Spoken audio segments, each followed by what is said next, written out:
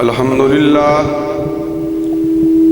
لله نحمده ونستعينه ونستغفره ونعوذ بالله من شرور أنفسنا ومن سيئات أعمالنا من يهده الله فلا مضل له ومن يضلله فلا هادي له وأشهد أن لا إله إلا الله وأشهد أن محمدًا عبده ورسوله أما بعد فإن خير الحديث كتاب الله وخير الهدي هدي محمد صلى الله عليه وسلم وإن شر الأمور محدثاتها وكل محدثة بدعة وكل بدعة ضلالة وكل ضلالة في النار. اللهم صل على محمد وعلى آل محمد كما صليت على إبراهيم وعلى آل إبراهيم إنك حميد مجيد.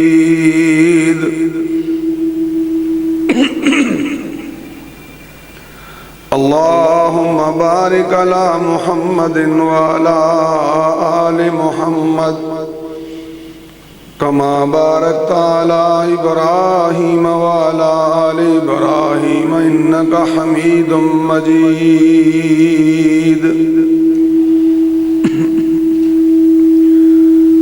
رب اشرح لي صدري ويسر لي أمري واحلل عقدة من لساني يفقهوا قولي. أما بعد فأعوذ بالله السميع العليم من الشيطان الرجيم. بسم الله الرحمن الرحيم. ومن يطع الرسول فقد أطاع الله. صدق اللہ العظیم. سب سے پہلے اللہ کی حمد و ثنا اس وحدہ لا شریک کے لیے ہر قسم کی تعریف و توصیف جو اس جہان کا اکیلا ہی خالق و مالک ہے. اس کے بعد لاکھوں کروڑوں درود و سلام اس ہستی اقدس و مقدس پہ جن کا نام نامی اسم گرامی حضرت محمد الرسول اللہ صلی اللہ علیہ وآلہ وسلم ہے. انتہائی قابل احترام دوستوں، بھائیوں اور بزرگوں،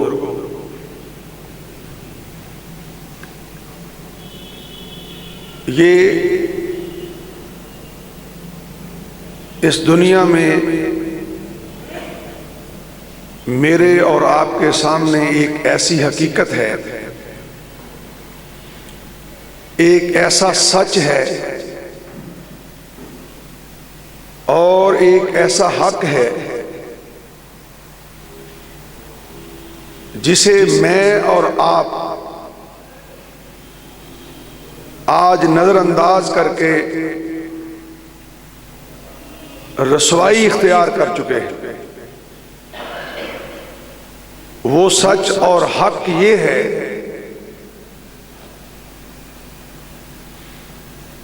کہ ہمارے پیدا کرنے والے خالق و مالک نے ہمیں اس دنیا میں بھیجنے کے بعد ہماری واپسی پہ ہم سے جو سوال و جواب کرنے ہیں، جو پوچھ گچھ کرنی ہے، اس سلیبس کو، اس نظام کو اس طریقہ کار کو اس نے اس دنیا میں اس طرح واضح فرمایا ہے اور اس طرح روشن رکھا ہے کہ میرے اور آپ کے سامنے جو چیزیں بھی نظر آتی ہیں ان میں جھوٹ ہو سکتا ہے، ان میں غلطی ہو سکتی ہے، ان میں کوئی نہ کوئی پرابلم بن سکتی ہے، مگر آسمان والے رب، میرے اور آپ کے پیدا کرنے والے خالق نے میری اور آپ کی واپسی کے بعد اور میری اور آپ کی دنیا کی زندگی کے لیے جو ڈائریکشن دی ہے، جو سڑک بنائی ہے، جو راستہ بنایا ہے، جو پگڈنڈی چلائی ہے، اس میں کوئی غلطی نہیں اور کوئی وہاں کوئی مسئلہ مسائل نہیں اور کوئی فرق نہیں جو آج سے 1400 سال پہلے سے آغاز ہوا آج تک اور آج کے بعد قیامت کی صبح تک اس راہ میں اللہ نے رائی کے برابر بھی فرق نہیں پڑنے دیا۔ اور وہ راستہ کس کا ہے؟ وہ راہ کس کی ہے؟ وہ سڑک کس کی ہے؟ وہ ضابطہ حیات کس کا ہے؟ وہ دستور کس کا ہے؟ وہ نظام کس کا ہے؟ وہ صبح اور شام اور زندگی کے ایام و سحر گزارنے کے لیے وہ ضابطہ حیات کس کا ہے؟ وہ نہ میرے باپ کا ہے، نہ میرے دادا کا ہے، نہ میرے کسی بڑے کا ہے، نہ آپ کے کسی بڑے کا ہے، نہ اس شہر دیپال پور کے کسی بڑے کا ہے، نہ پنجاب کے، نہ پاکستان کے۔ وہ اس بڑے رہنما کا راستہ ہے جسے لوگ محمد الرسول اللہ کے نام سے جانتے ہیں صلی اللہ علیہ وسلم۔ اور آسمان والے رب نے قیامت تک کے لیے اس ہستی کو، اس نبی کو، اس ہادی برحق کو، اس مرشد اعظم کو، اس رہبر اعظم کو، اس قائد اعظم کو اس دنیا میں مبعوث فرما کر اس کے سر پہ نبوت کا تاج سجا کر یہ فرما دیا کہ اب جو مجھ تک پہنچنا چاہتا ہے، اب جو قبر کے اندر پہنچتے ہی فرشتوں سے استقبال کروانا چاہتا ہے، جو اس دنیا سے جاتے ہوئے اپنے کفن میں لپٹ کر آسمان والے کی رحمتوں کو اپنی نگاہوں سے دیکھنا چاہتا ہے، اور جو محشر کے میدان میں میرے دربار سے سرخ روح ہو کر جنت الفردوس کی وادیوں میں داخل ہونا چاہتا ہے، اور اس دنیا کے اندر جو دکھوں سے بچنا چاہتا ہے، جو مصیبتوں سے آزاد رہنا چاہتا ہے، جو بیماریوں سے نجات چاہتا ہے، جو اپنی صبح اور شام رحمتوں والی اور برکتوں والی بنانا چاہتا ہے، اس کے لیے ایک ہی دستور ہے، ایک ہی پیغام ہے، ایک ہی نظام ہے، اور وہ صرف یہ ہے کہ وہ مدینے والی سرکار کی رہنمائی میں اپنی زندگی گزارے، اس کی اطاعت میں چلے۔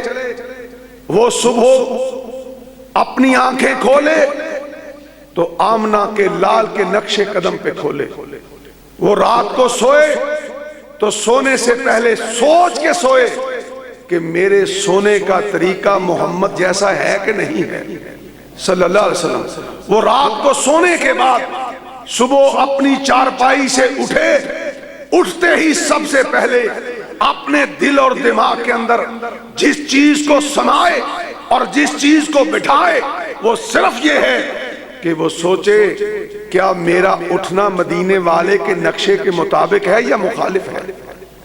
وہ سارا دن زندگی گزارے، ظہر کی نماز کا وقت آئے، عصر کی نماز کا وقت آئے، مغرب کا وقت آئے، عشاء کا وقت آئے، اللہ رب العزت نے اسے مبعوث فرما کر، اسے میرا اور آپ کا مربی اور محسن بنا کر، میرے اور آپ کے امام بنا کر اس نے فیصلہ کر دیا ہے کہ اس کی سڑک پہ آنے والا ہی جنت کے دروازے پہ پہنچے گا، جو اس کی سڑک پہ نہیں چلے گا وہ جنت کے دروازوں تک کبھی نہیں پہنچ سکتا۔ تو میرے بھائیوں اور دوستوں اور بزرگوں، آج میں اپنے گریبان میں جھانک کے دیکھتا ہوں، آپ ذرا اپنے گریبانوں میں جھانک کے دیکھیے اور ذرا اپنے دائیں بائیں گرد و پیش حالات و واقعات کا مطالعہ کیجئے، اپنے گاؤں کا، اپنے شہر کا، اپنی بستی کا، اپنے محلے کا اور اپنے ملک کا، اپنے پاکستان کا، پوری دنیا کا مطالعہ کر کے دیکھ لیجئے۔ جس قدر تعداد کے لحاظ سے مسلمان آج میری اور آپ کی زندگی میں ہیں، جب سے اسلام آیا ہے پہلے کبھی اتنی تعداد میں تھے؟ نہیں تھے۔ ساز و سامان کے لحاظ سے، اسلحہ کے لحاظ سے، دولت کے لحاظ سے، حکومتوں کے لحاظ سے، اقتدار کے لحاظ سے اور تعداد کے لحاظ سے پوری دنیا کی تاریخ میں اس سے پہلے کبھی مسلمان نہیں تھے جتنے آج ہیں۔ لیکن حالت کیا ہے؟ کوئی ہندوؤں کو خوش کرنے جا رہا ہے، کوئی سکھوں کو خوش کرنے جا رہا ہے، اور کوئی ٹرمپ کے قدموں میں پڑا ہے، اور کوئی یہودیوں کے سفارت خانوں کو کھولنے کے لیے تڑپ رہا ہے۔ لیکن آؤ، کعبہ کے رب کی قسم ہے، میں اور آپ اس وقت تک کامیابیوں کی منزلوں کو نہیں چھو سکتے جب تک محمد کریم کی سڑک پہ نہیں چل پڑتے صلی اللہ علیہ وسلم۔ مسلمان کا جینا بھی محمد جیسا ہونا چاہیے، مسلمان کا مرنا بھی محمد جیسا ہونا چاہیے صلی اللہ علیہ وسلم۔ بھائی کیوں ہونا چاہیے؟ اللہ رب العزت نے پورے قرآن کے اندر جہاں حکم کیا میری اطاعت کرو، وہاں یہ بھی فرمایا کہ میرے محمد کی اطاعت بھی کرو صلی اللہ علیہ وسلم۔ لیکن کئی ایسے مقام ہیں کہ جہاں رب نے کہا کہ تم محمد کی مان لینا، سمجھ لینا کہ عرش والے کی مان لی صلی اللہ علیہ وسلم۔ وَمَن يُطِعِ الرَّسُولَ فَقَدْ أَطَاعَ اللَّهَ، جس نے مدینے والے کی اطاعت کر لی اور اس کے پیچھے چل پڑا، وہ اپنے دل اور دماغ میں سوچ لے کہ وہ عرش والے کے پیچھے چل پڑا۔ ایک ہی ہستی ہے دیپال پور کے باسیوں، اس کائنات کے اندر ایک ہی وجود ہے، ایک ہی امام ہے، ایک ہی مقتدا ہے، ایک ہی پیشوا ہے، ایک ہی ہادی ہے، ایک ہی مرشد ہے، ایک ہی امام اعظم ہے، ایک ہی رہبر اعظم ہے، ایک ہی جرنیل ہے، ایک ہی سیاستدان ہے، ایک ہی امام ہے کہ جس کی بات اللہ کی بات ہے، دوسرا کسی ماں نے جناچ نہیں، نہ رب نے بنایا اور نہ کسی ماں نے جنا ہے۔ وہ امام جسے میں اور آپ چھوڑ کر آج برباد ہو رہے ہیں، جسے میں اور آپ اپنی زندگیوں سے نکال کر رسوا ہو رہے ہیں، ہماری پریشانیوں کا حل، ہمارے دکھوں کا حل، ہماری بیماریوں کا علاج، ہماری خوشیوں کا ذریعہ اور ہماری دنیا و آخرت کی بہتری کا اگر کوئی رب کے ہاں سبب ہے، علت ہے، وجہ ہے، تو سوائے مدینے والے کے دوسری کوئی ذات نہیں ہے صلی اللہ علیہ وسلم۔ آئیے، وہ مدینے والا کیسا تھا، اس کی بات کا وزن کیسا تھا، اور اس پہ قربان ہونے والوں کی شان و شوکت کیا تھی اور منزلیں کیا تھی۔ ایک صحابی ہیں ابو ذر غفاری رضی اللہ تعالیٰ عنہ، وہ مدینہ کی ایک گلی سے گزر رہے تھے، آقا علیہ الصلوۃ والسلام نے فرمایا اے ابو ذر یہیں کھڑے ہو جاؤ، جب تک محمد واپس نہ آئے اپنی جگہ سے مت ہلنا۔ کھڑا کر دیا۔ روایت میں آتا ہے آقا علیہ الصلوۃ والسلام اس کے پاس سے گزر گئے اور حضرت ابو ذر غفاری رضی اللہ تعالی عنہ کو وہیں کھڑا کر گئے جہاں حکم کیا تھا۔ ابو ذر غفاری خود بیان کرتے ہیں کہ چند ہی لمحوں کے بعد میں نے اپنی نگاہوں سے دیکھا کہ مدینے والا میری نظروں سے اوجھل ہو گیا صلی اللہ علیہ وسلم۔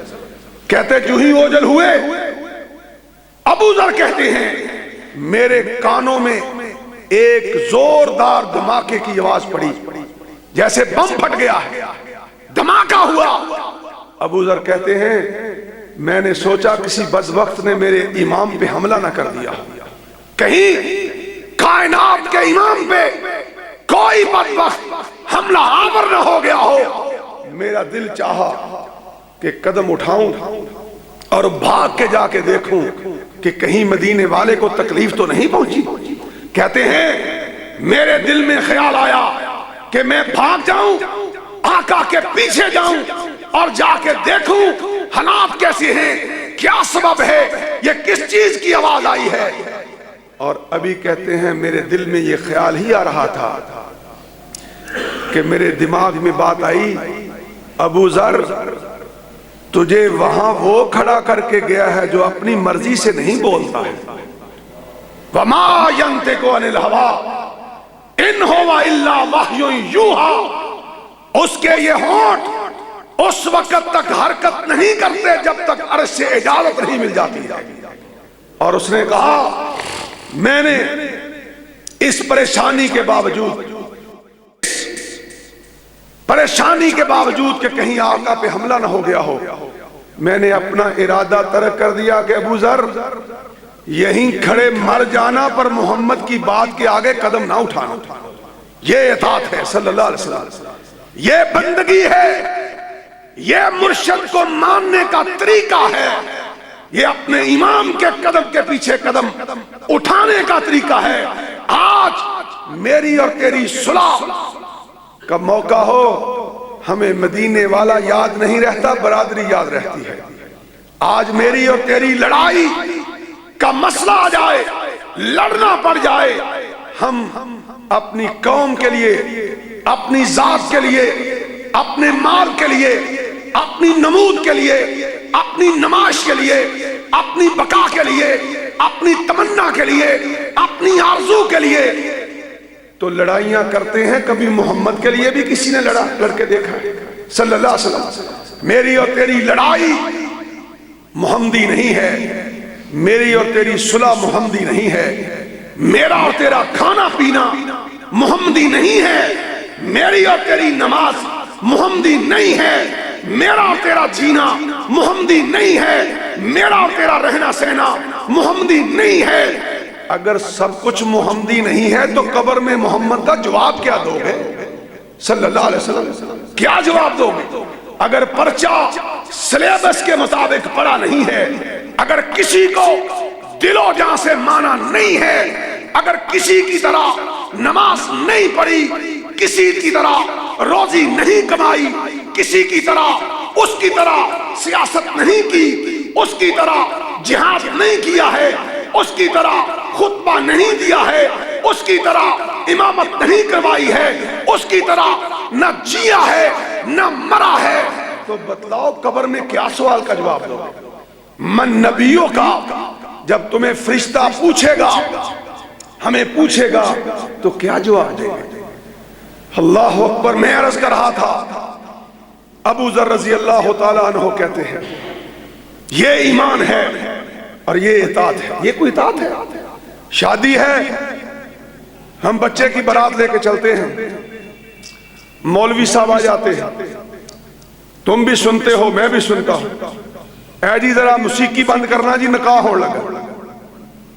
چند لمحے کے لیے وہ بھی مجبوری ہے، اور سن لو کعبہ کا رب جانتا ہے اگر میں نے اور تم نے محمد سے وفاداری اس طرح نہ کی جس طرح ابو ذر غفاری کر کے گیا ہے، تو میری اور آپ کی آنے والی نسلیں اس نکاح پہ پڑھی جانے والی آیات بھی چھوڑ دیں۔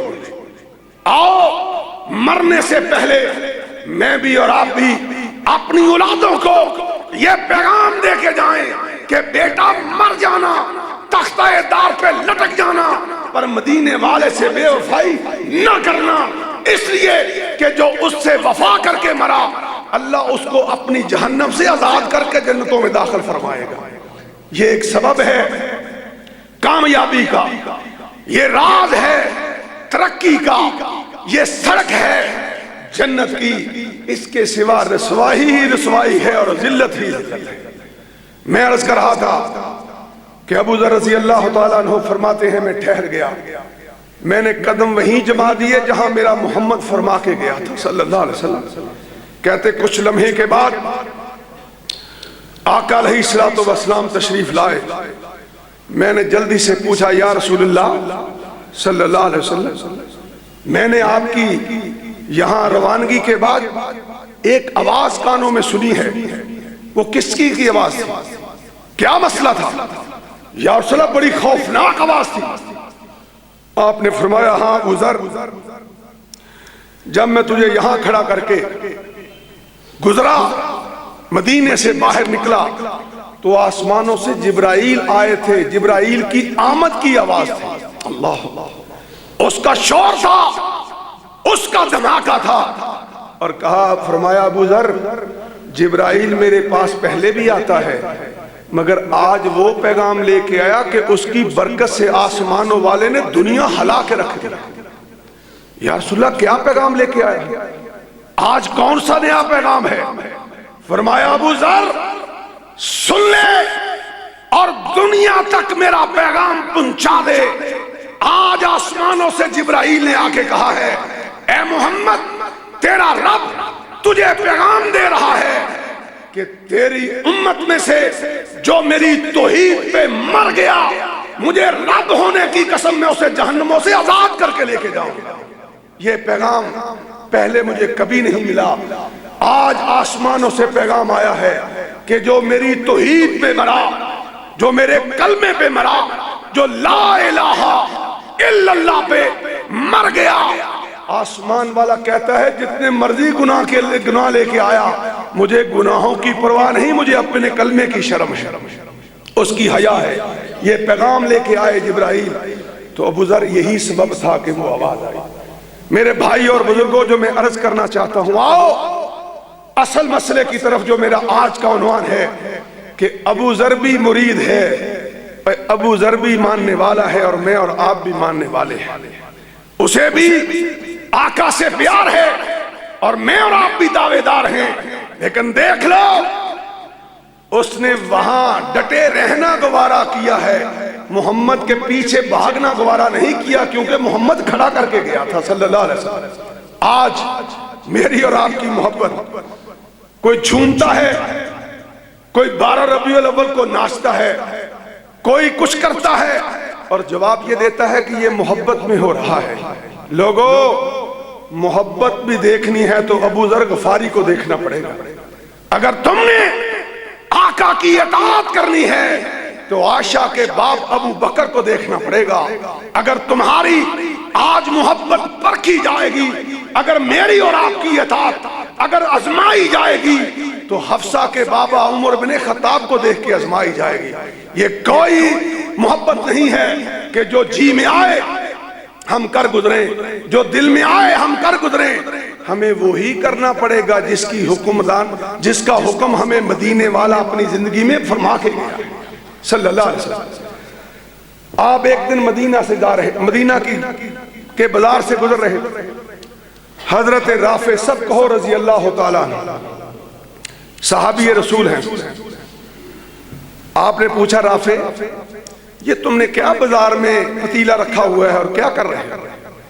جواب دیا یا رسول اللہ صلی اللہ علیہ وسلم گوشت بھون رہا ہوں، میں نے بکرا ذبح کیا ہے، پورا سالم بکرا، آج میرا جی چاہتا ہے کہ میں کھاؤں اور خود بھون کے کھاؤں۔ آقا وہیں بیٹھے صلی اللہ علیہ وسلم، آپ نے فرمایا رافع اس کی ایک مجھے ران نکال کے دو۔ اس نے ران نکالی، دستی جسو کہتے ہیں، اور دی، آقا علیہ الصلوۃ والسلام نے وہ کھائی۔ کھانے کے بعد فرمایا ایک دستی اور نکالو، اس نے دوسری دستی بھی نکال کے دی۔ اللہ جب دونوں کھا لی، رپال پوریو تمہاری قسمت کا اور میری قسمت کا کیا کہنا، ہم نے اس نبی کا کلمہ پڑھا ہے جس کی زبان سے نکلنے والی بات کو اللہ آسمانوں سے قبولیت کا درجہ دیتا ہے اور اسے کبھی رسوا نہیں کرتا. وہ آقا، وہ نبی کہ وہ آسمان کی طرف نگاہ اٹھاتا ہے تو اللہ اس کے کہنے پہ قبلہ تبدیل کر دیتا ہے. وہ نبی کہ آسمان کے چاند کی طرف انگلی اٹھاتا ہے اور چاند دو ٹکڑے ہو جاتا ہے. وہ نبی اگر ایک ہرنی کے کہنے پہ کہ آقا اس کو کہو، اس شکاری کو کہو کہ مجھے چھوڑ دے، میں اپنے بچوں کو دودھ پلا کے واپس آؤں گی، تو آقا اس کو کہتے ہیں چھوڑ کے دیکھ، آج ازما. بندے تو بڑی دور کی بات ہے، ہرنی بھی محمد کی بات مانے بغیر نہیں رہ سکتی ہے صلی اللہ علیہ وسلم. وہ نبی، وہ آقا کہ جب بات کہتا ہے تو اللہ آسمانوں پہ اس بات کا وہ حیا کرتا ہے کہ دنیا میں کسی دوسرے کا کرتا ہی نہیں. حضرت رافع سے فرمایا 2 دستیاں کھانے کے بعد، فرمایا رافع ایک دستی اور نکال کے دے. وہ مسکرا پڑے، کہنے لگے یا رسول اللہ، دنیا میں ابھی کوئی بکرا پیدا ہی نہیں ہوا جس کی 3 دستیاں ہوں. بکرے کی تو ہوتی ہی 2 دستیاں ہیں.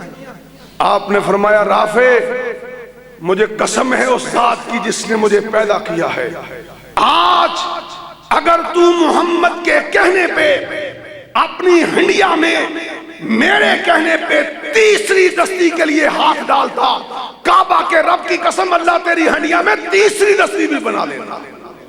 تو میرے کہنے پہ کہیں ہاتھ تو ڈالتا، پھر دیکھتا کہ میرا رب میری بات کی کتنی لاج رکھتا ہے، کتنی شرم رکھتا ہے، کتنا حیا کرتا ہے. اور لوگوں، وہ نبی صلی اللہ علیہ وسلم جس کی زبان آسمانوں کی اجازت کے بغیر کوئی بات نہ کہے، وہ تجھے اور مجھے رہنے کا سلیقہ سکھا کے جائے، وہ تجھے اور مجھے باپ کس طرح بننا ہے سمجھا کے جائے، بھائی کس طرح بننا ہے بتلا کے جائے، بیٹا کیسے بننا ہے بتلا کے جائے، امام کیسے بننا ہے سمجھا کے جائے، جرنیل کیسے بننا ہے، سیاستدان کیسے بننا ہے، دکاندار کیسے بننا ہے، تاجر کیسے بننا ہے، وہ سب کچھ تو وہ بتلا کے جائے. آج تو اس سے نظریں ہٹا کر کبھی کرتارپور جائے، کبھی امریکہ جائے، کبھی واشنگٹن جائے، واشنگٹن ہاؤس جائے، سن لو حکمران ہو تب بھی، عام انسان ہو تب بھی، جب تک تمہارا رشتہ محمد سے پکا نہیں ہوگا، کعبہ کے رب کی قسم تم کبھی بھی ان مصیبتوں سے آزاد نہیں ہو سکتے. صلی اللہ علیہ وسلم. میرا رقبہ ہے تھوڑا سا حافظہ، اچانک یاد آئی، تکبر نہیں ہے، تفاخر بھی نہیں ہے، اور مان بھی نہیں ہے. کیوں؟ اس کا کوئی پتہ نہیں کس کو پاس کرتا ہے کس کو پاس نہیں کرتا ہے. اس کی رحمت مانگو ہر وقت. کل رات کینیڈا سے کچھ سکھ حضرات آئے ہوئے تھے، وہاں میری زمینوں فارم ہاؤس میں، تو پروگرام تھا ان کا. میرے بھائی ہیں، انہوں نے کہا جی ہم کبڈی کے لوگ ہیں تو آپ ہمیں اجازت دیں بلکہ خود بھی آئیں، اور وہاں بہت بڑا پروگرام کروایا. تو کیا ہوا، میں نے اسٹیج سیکرٹری سے کہا، چونکہ مجھے پتہ چل گیا ان سکھوں کو لانے والے جو مین لوگ ہیں 5-6 جو مین کرسیوں پہ بیٹھے ہیں وہ مرزئی ہیں، میرے نبی کے باغی ہیں، ختم نبوت کے منکر ہیں، اور آج یہ میرے فارم ہاؤس پہ آئے ہیں. اور اگر آج میں نے ان کے سامنے ختم نبوت کے جھنڈوں کو نہ ڈالا، ہو سکتا ہے قیامت کے دن عرش والا مجھے اسی بات میں پکڑے. میں نے اس کو کہا میں نے ان کا شکریہ ادا کرنا ہے، مجھے 2 منٹ دو. اس نے میرا اعلان کیا، میں آیا، میں نے کہا سکھو تم ہمارے مہمان ہو، ہم تمہاری قدر کرتے ہیں، چونکہ میرے مدینے والے نے بھی غیر مسلموں کی دعوتیں کی ہیں، لیکن سن لو تمہارے کرتارپور سے ہمیں کوئی غرض نہیں، ہمیں غرض ہے تو مدینے والی سرکار سے غرض ہے. ایک فتنہ ہے، ایک فساد بن رہا ہے. میں نے کہا تم اگر گرو نانک کے ہوتے ہوئے تم میں سے کوئی اٹھے اور گرو نانک بننے کا اعلان کر دے، مجھے امید ہے تم اسے کبھی زندہ نہیں چھوڑو گے. لیکن آؤ تمہارے گرو نانک ساری دنیا کے بھی مل جائیں، وہ میرے محمد کے جوتے کا مقابلہ نہیں کر سکتے۔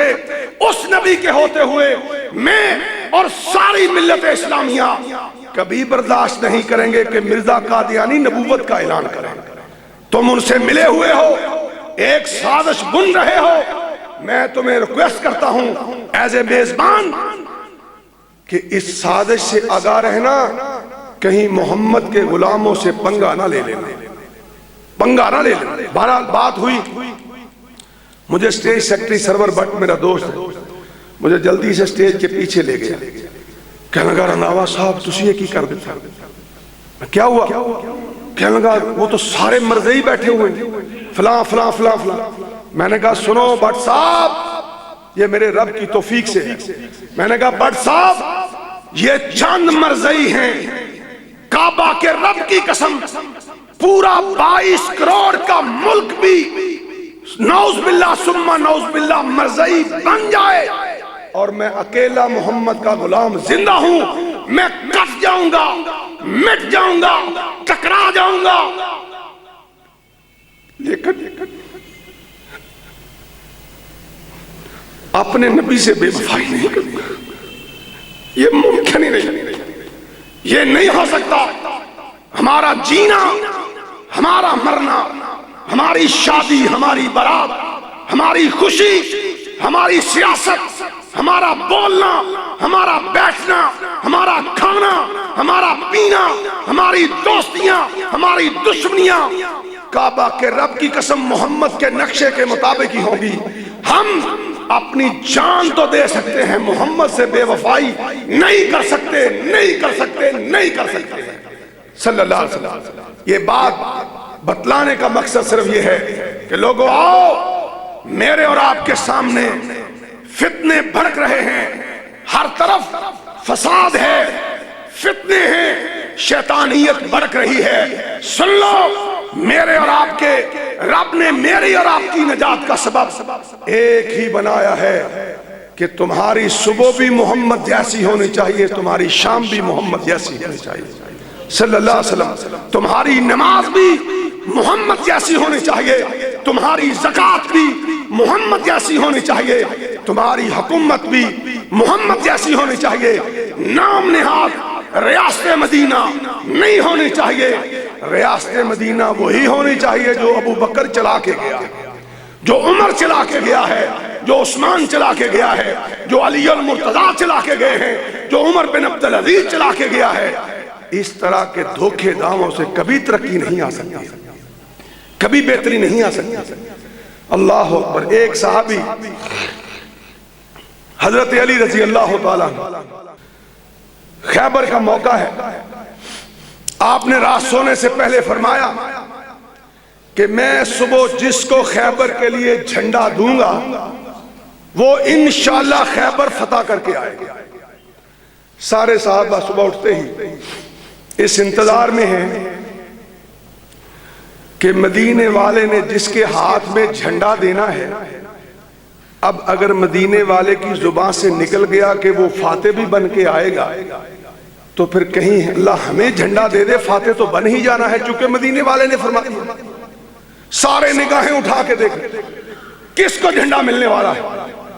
آپ نے نظر دھڑائی، علی کو دیکھا، کہا علی ادھر آؤ، یہ آج جھنڈا پکڑو، وہ سامنے خیبر کی بستی ہے، اور چلو اس وقت تک خیبر میں قتال کرو، تلوار چلاؤ جب تک خیبر فتح نہیں ہو جاتا، یا سارے یہودی مٹ نہیں جاتے ہیں یا مسلمان نہیں ہو جاتے، جاؤ اور جہاد کرو۔ حضرت علی فرماتے ہیں میں نے جھنڈا پکڑا اور میں چل پڑا، کہتے ابھی آقا سے تھوڑی ہی دور گیا، اللہ اکبر، میرے دل میں خیال آیا کہ جہاد کے متعلقہ ایک بات تھی وہ میں بھول گیا آقا سے پوچھنا۔ سننا مسلمانوں بات، یہ ہیل و حجت والی مسلمانی نہیں چلے گی کہ اللہ شام کو بارش تھی اس لیے نہیں کر سکے، یا اللہ برادری بہت تنگ کرتی تھی اس لیے نہیں ڈولک کی تھاپ نہیں روک سکے، نہیں چلے گا۔ چلے گا تو صرف مدینے والے کا سکہ چلے گا، باقی سب فراڈ ہے، دھوکہ ہے، لعنت ہے، بغیرتی ہے، بے شرمی ہے، اگر غیرت ہے، شرم ہے، حیا ہے، ترقی ہے، منزل ہے، تو صرف مدینے والے کی اطاعت ہے، باقی کچھ نہیں۔ کیا ہوا؟ حضرت علی فرماتے ہیں رضی اللہ تعالیٰ عنہ کہ میں چلا اور میں نے سوچا کہ ایک سوال رہ گیا ہے، میں نے آقا سے پوچھنا تھا، میں پوچھ نہیں سکا۔ اللہ تیرے علی پہ تیری کروڑے رحمتیں ہیں۔ آئے ہائے کیسا علی تھا رضی اللہ تعالیٰ عنہ۔ کیا فرمایا؟ آج علی کے نام پر بدعات کو فروغ دینے والوں، آؤ پہلے علی کا طریقہ تو دیکھو کیسا ہے۔ علی کہتے ہیں میں نے منہ اٹھایا اور سامنے خیبر کی بستی ہے، میں چل پڑا، جھنڈا میرے ہاتھ میں ہے۔ فرماتے ہیں دل میں خیال آیا اللہ کہ میں نے ایک سوال پوچھنا تھا، میں پوچھ ہی نہیں سکا۔ علی کہتے ہیں میں نے سوچنا شروع کیا کہ علی اگر تو پلٹ کے واپس گیا تو محمد نے کہا تھا کہ واپس پلٹ کے نہ دیکھنا صلی اللہ علیہ وسلم، تو توہین ہو جائے گی، اطاعت پہ فرق پڑ جائے گا، اطاعت پہ حرف آئے گا، اور اگر سوال نہ پوچھ سکا تو ممکن ہے جہاد نہ صحیح کر سکا۔ اب کیا کروں؟ علی المرتضیٰ فرماتے ہیں میں نے اپنی نگاہوں کو خیبر کی بستی پہ جمائے رکھا اور اپنے قدموں کو خیبر کی طرف اٹھائے رکھا، اور بلند آواز سے اپنا چہرہ خیبر کی طرف ہی رکھتے ہوئے آواز سے پوچھا یا رسول اللہ صلی اللہ علیہ وسلم، علی کے دل میں ایک بات آئی ہے، میں وہ پوچھنا چاہتا ہوں، وہ یہ ہے، آپ اس کا جواب دیجئے، کیا کروں؟ اللہ اکبر۔ آقا نے بھی بلند آواز سے کہا، اور سوال بھی یہی تھا کہ آقا میرے دل میں خیال آیا ہے کہ خیبر کی طرف تو آپ نے مجھے چلایا ہے، مگر یہ بھی بتا دیجئے کہ میں نے کب تک وہاں لڑنا ہے، کب تک؟ یہ سوال یہی تھا، میں نے کب تک لینا ہے؟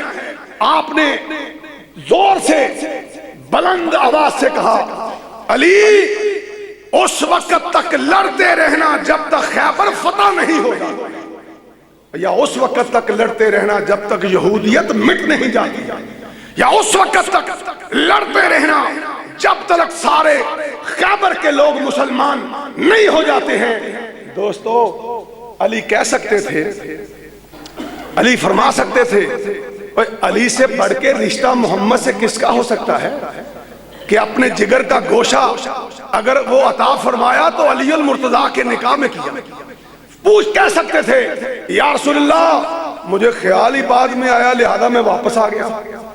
علی نے قدموں کو پیچھے اٹھانا پسند نہیں کیا اور نگاہوں کو پلٹانا بھی پسند نہیں کیا، نگاہیں بھی رکھی تو خیبر پہ، قدم بھی اٹھائے تو خیبر کی طرف، نبی کی اطاعت بھی نہیں چھوڑی تو جہاد بھی نہیں چھوڑا ہے۔ اللہ اکبر۔ یہ جو پردہ ہماری مسلمان خواتین کرتی ہیں، کبھی سنا ہے؟ آپ نے علماء سے سنا ہوگا، یہ عشاء کی نماز کے وقت آیت آئی تھی، یہ حکم پردے کا آقا علیہ السلام کے اوپر عشاء کے وقت آیا تھا، رات کے وقت آیا تھا، عشاء کے وقت آیا تھا۔ مسلمان خواتین جب نماز پڑھ کے گھر گئیں، جو نہیں آئی تھی ان کے مردوں نے جا کے بتلایا کہ آج کائنات کے امام پہ آسمان والے نے قیامت تک کے لیے مومنہ عورتوں کے لیے، مسلمان عورتوں کے لیے اپنے آپ کو چھپا کے باہر نکلنے کا حکم کر دیا۔ اور مسلمانوں یہ ایمان پیدا کرو، اللہ ہم پہ یہی ایمان پیدا کرنے کی توفیق عطا فرمائے۔ حدیث میں آتا ہے جب صحابہ نے اپنے گھروں میں جا کے اپنی خواتین کو بتلایا کہ آج کے بعد پاک پیغمبر پہ قرآن آیا ہے اور اس نے فرما دیا ہے کہ کوئی مسلمان عورت، کوئی مومنہ عورت بے پردہ بازار سے نہیں جا سکتی، ساری رات عشاء سے لے کر فجر کی نماز تک نبی کی ماننے والی عورتوں نے اپنے گھر میں ٹٹول کر کپڑے اکٹھے کیے، ہائے ہائے ہائے، ٹٹول کر، کسی نے یہاں سے کپڑا اٹھایا، کسی نے وہاں سے پھاڑا، کسی نے وہاں سے پکڑا، اور ٹانکے لگا کر ایک بڑی چادر بنا کر صبح فجر کی نماز کائنات کے امام کے پیچھے باپردہ بن کے آ کے پڑھ کے دکھائے. یہ کسی نے نہیں کہا. صبح نماز کے بعد کوئی عورت کائنات کے امام کی مسجد سے اٹھ کے نہیں بولی کہ یا رسول اللہ صلی اللہ علیہ وسلم رات پردے کا حکم تو آیا تھا, ہم مانتی تو بہت ہیں, عاشق رسول بھی ہیں, محب رسول بھی ہیں, ہمیں آپ کی شرم بھی ہے, ہمیں آپ کا حیا بھی ہے, آپ ہمارے آقا بھی ہیں, ہم مر بھی جائیں گی مٹ بھی جائیں گی, لیکن گھر میں کپڑے نہیں تھے اس لیے آج ہمیں ننگے منہ نماز پڑھنے آنا پڑا. نہیں ہوا, نہیں ہوا. یہی کہا کہ اے میرے نبی کے ساتھیوں میں تم پہ راضی, تم عرش والے رب پہ راضی. یہ رضا کا سرٹیفکیٹ کیوں ملا تھا؟ انہوں نے آگے دلیل دینا پسند نہیں فرمائی. نبی کے سامنے کبھی بھی کوئی ایسی بات کہنا پسند نہیں کیا. جو بھی پسند کیا کہا ادھر فرمانے محمد ہو ادھر گردن جھکائی صلی اللہ علیہ وسلم. ساری رات خواتین ٹاکیاں اکٹھی کرتی رہیں اور سیتی رہیں, چادریں بناتی رہیں, اور صبح حدیث میں آتا ہے پورے مدینہ میں ایک بھی عورت ایسی نہیں تھی جس نے کوئی دلیل بنا کے کہا ہو کہ یا رسول اللہ یہ مجبوری تھی وہ مجبوری تھی. دوستو آؤ, کعبہ کے رب کی قسم یہی میری اور تمہاری نجات کا راستہ ہے, یہی میری اور تمہاری دنیا کی بہتری کا ذریعہ ہے, یہی میری اور تمہاری بیماریوں کا علاج ہے, یہی میری اور تمہاری خوشیوں کا ذریعہ ہے کہ ہمیں اطاعت وہی کرنی چاہیے جو دل سے ہو, زبان سے کیلی اطاعت نہیں چلے. حضرت زبیر سب کہو رضی اللہ تعالیٰ عنہ آپ کی پھپھی کے بیٹے ہیں. ایک یہودی کو ساتھ ایک انصاری کو ساتھ لیا, دونوں مسلمان ہیں, اور آئے اور آ کے عرض کی کہ یا رسول اللہ صلی اللہ علیہ وسلم ہم دونوں کا باغ ایک ہی نالی کے اوپر ہے, یعنی ایک ہی کھال کے اوپر ہے. پانی والی جو گزرگاہ ہوتی ہے جسے زمیندار کھال کھاڑا کہتے ہیں, اس کھال کے اوپر نالی کے اوپر ہم دونوں کے باغ ہیں, لیکن جھگڑا ہو گیا ہے. زبیر کہتے ہیں پہلے پانی میں نے لگانا ہے, اور انصاری کہتا ہے پہلے پانی میں نے لگانا ہے. آقا نے فرمایا چلو مجھے موقع دکھاؤ. آپ نکلے مسجد نبوی سے, مدینے کے باہر گئے اور جا کے دونوں کے باغوں کو دیکھا, حالات دیکھے, واقعات دیکھے, موقع دیکھا, تو فرمایا زبیر کا باغ کھالے پہ پہلے آتا ہے, اے انصاری بھائی تیرا بعد میں آتا ہے.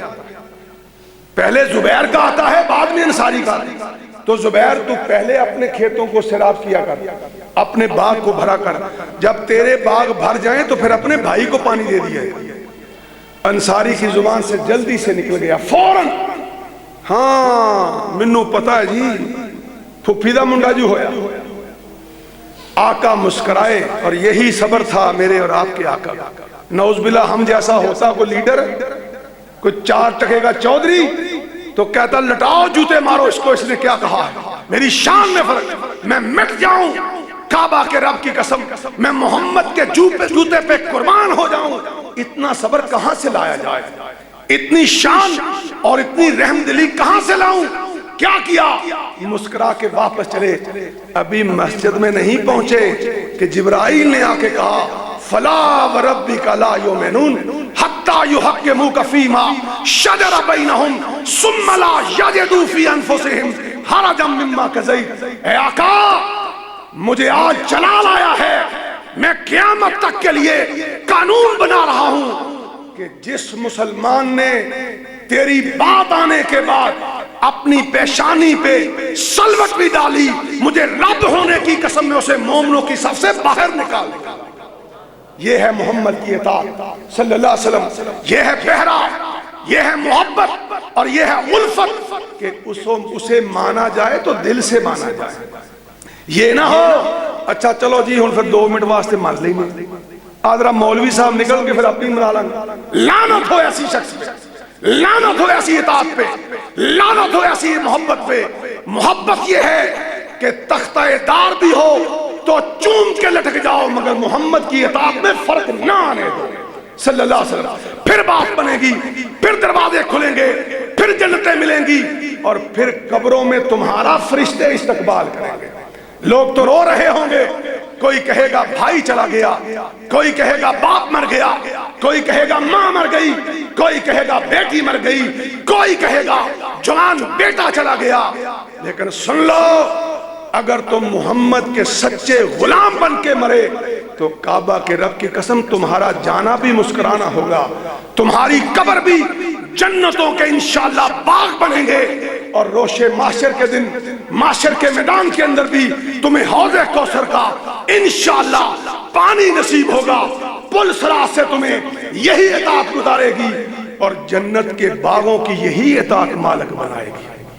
آخری بات، اللہ اکبر، سب کہو حضرت عبداللہ ابن مسعود رضی اللہ تعالیٰ عنہ۔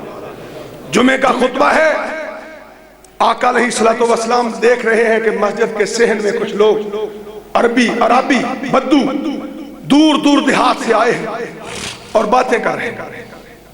آپ نے غصے سے کہا بیٹھ جاؤ، تمہیں پتہ نہیں خطبہ جمعہ کے اندر باتیں نہیں کرنی، بیٹھ جاؤ۔ زبردست آواز سے، گرمی سے، سختی سے کہا۔ جب آپ نے فرمایا بیٹھ جاؤ، اللہ اکبر، یہ وہ عبداللہ ابن مسعود اس وقت مسجد میں داخل ہو رہا تھا۔ ایک دن مسواک اتارنے کے لیے صحابہ درختوں پہ چڑھے ہوئے ہیں، تو اس کی پنڈلیاں حضرت عبداللہ ابن مسعود کی باریک باریک تھی، پتلی پتلی، سمارٹ جسم تھی۔ تو ایک صحابی نے مسکرا کے کہا یا رسول اللہ صلی اللہ علیہ وسلم، یہ ذرا عبداللہ کی پنڈلیوں کو دیکھیے، دیکھو کس سے لڑکھڑا رہا، تھوڑی سی بات چل رہی ہے، عبداللہ لڑکھڑا رہا، کپ کپا رہا ہے۔ اس وقت کہا، میرے اور آپ کے آقا نے فرمایا، او میرے صحابی، میرے دوست، تجھے اس کی عبداللہ کی پنڈلیوں کی شان کا کیا پتا ہے؟ قیامت کے دن میرے عبداللہ کی ایک پنڈلی اللہ ترازو میں ایک طرف ڈالے گا اور دوسری طرف 9 کلومیٹر میں پھیلا ہوا احد پہاڑ ڈالے گا۔ لیکن فرمایا میرے عبداللہ کی پنڈلی کا وزن احد پہاڑ سے بھی زیادہ نکلے گا۔ بھئی یہ وزن کس چیز سے بڑھا؟ یہ وزن کیوں بڑھا؟ کیا سبب تھا؟ کیا وجہ تھی؟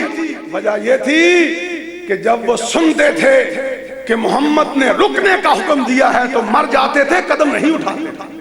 جب وہ کہتے تھے، سنتے تھے کہ محمد نے چلنے کا حکم دیا ہے، اپنی گردنیں تو کٹوا لیتے تھے مگر رکتے نہیں تھے۔ یہ تھا شان، یہ اطاعت تھی۔ تو میں کہہ رہا تھا آخری بات، اللہ ہم سب کو عمل کی توفیق عطا فرمائے کہ عبداللہ ابن مسعود کا مسجد میں داخل ہوئے، ایک قدم دایاں مسجد کے اندر ہے دہلیز کی، اور ایک بایاں باہر ہے۔ آواز پڑی کانوں میں، اجلسو، بیٹھ جاؤ، جہاں جہاں ہو بیٹھ جاؤ۔ عبداللہ ابن مسعود رضی اللہ تعالیٰ عنہ نے جو باہر والا قدم تھا باہر رکھا، جو اندر والا تھا اندر رکھا، اور دہلیز کے اوپر ہی بیٹھ گئے۔ آئے ہائے، بیٹھ گئے۔ سنانے کو تو بڑا دلچسپ واقعہ ہے۔ آؤ آسمان والے کی طرف نگاہ اٹھاؤ اور جھولیاں پھیلاؤ اور گڑ گڑاؤ، جمعے کا دن ہے، سن لو، اپنے رب سے مانگو، اللہ جو پچھلی گزر گئی وہ گزر گئی، آج کے بعد اللہ موت قبول ہے، محمد سے بے وفائی قبول نہیں ہے صلی اللہ علیہ وسلم، چونکہ اس کے بغیر گزارا نہیں ہے۔ تیرا میرا گزارا اشہد ان لا الہ الا اللہ واشہد ان محمد عبدہ ورسول پڑھنے کے بعد نہ میری جان چھوٹے گی نہ تیری چھوٹے گی جب تک محمد کو نہیں پکڑیں گے صلی اللہ علیہ وسلم، اس کے پیچھے نہیں چلیں گے۔ بیٹھ گئے۔ آپ نے نگاہوں کو اٹھا کے دیکھا کہ عبداللہ کس طرح بڑا مشکل میں بیٹھا ہوا، آواز دی، فرمایا عبداللہ اٹھو، یہاں کیوں بیٹھے ہو؟ کیوں بیٹھ گئے ہو؟ آگے آؤ، یہاں کیوں بیٹھے ہو؟ اٹھے، اپنی نگاہوں کو جھکایا، کہا یا رسول اللہ، میں نے قرآن میں پڑھا ہے لا تقدموا بین یدی اللہ ورسول، کہ جب عرش والے رب کا یا مدینے والے مصطفیٰ کا حکم آ جائے، تمہیں حکم نہیں، تمہیں آرڈر نہیں کہ ان کے سامنے ایک قدم بھی اٹھاؤ۔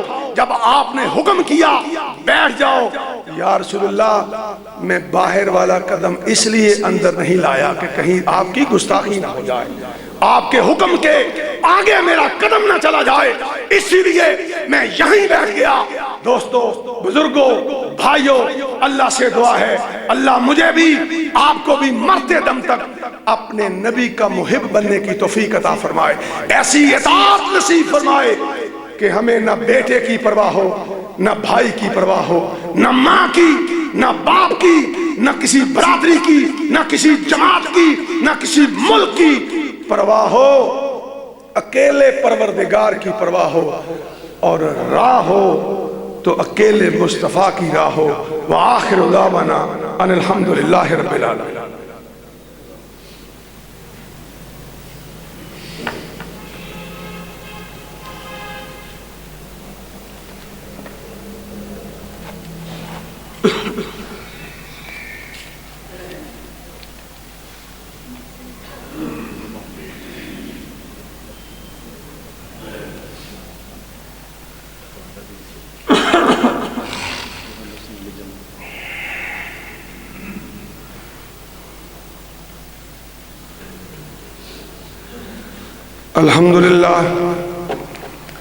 الحمدللہ نحمده ونستعینه ونستغفره ونعوذ باللہ من شرور انفسنا ومن سیئات اعمالنا، من يهده الله فلا مضل له ومن يضلله فلا هادي له، واشهد ان لا اله الا الله واشهد ان محمدا عبده ورسوله۔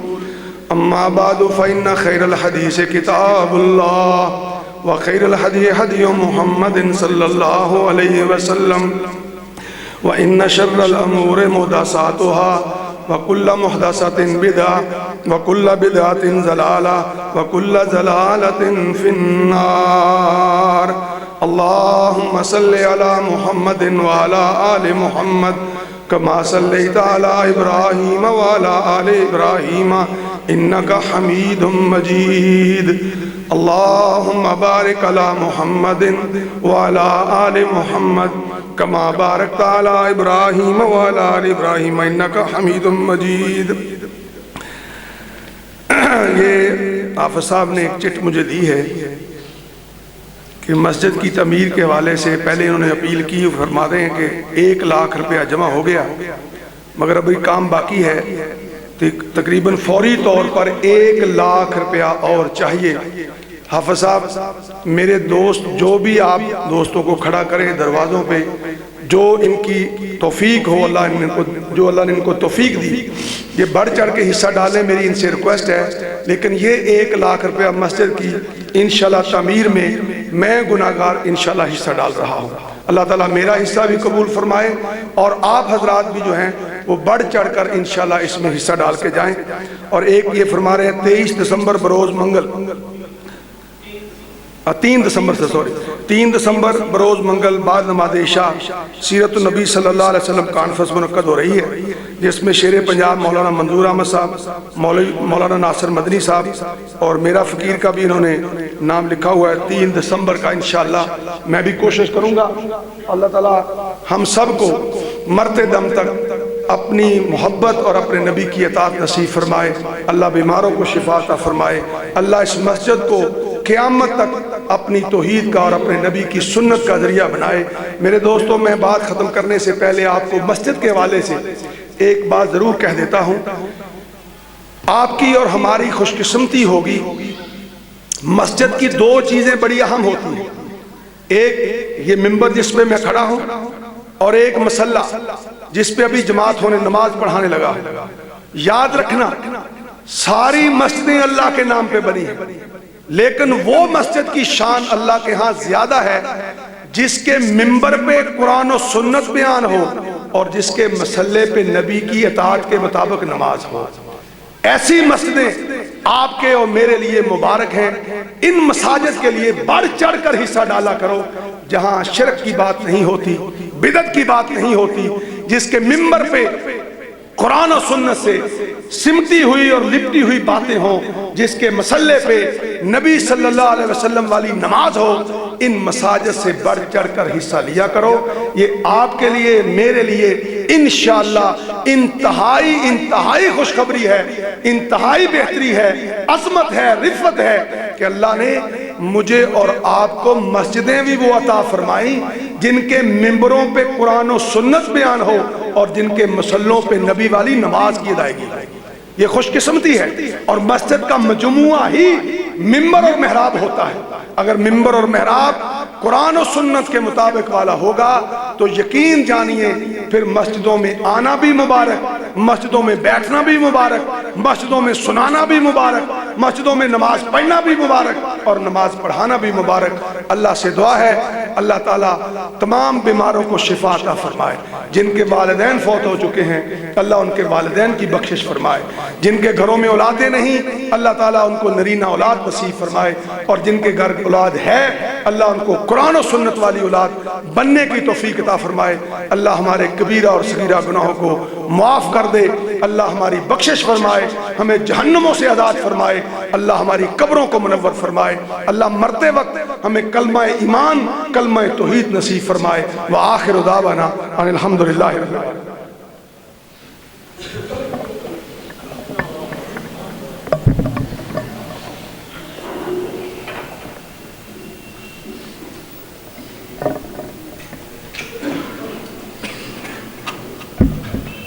الله أكبر الله أكبر أشهد أن لا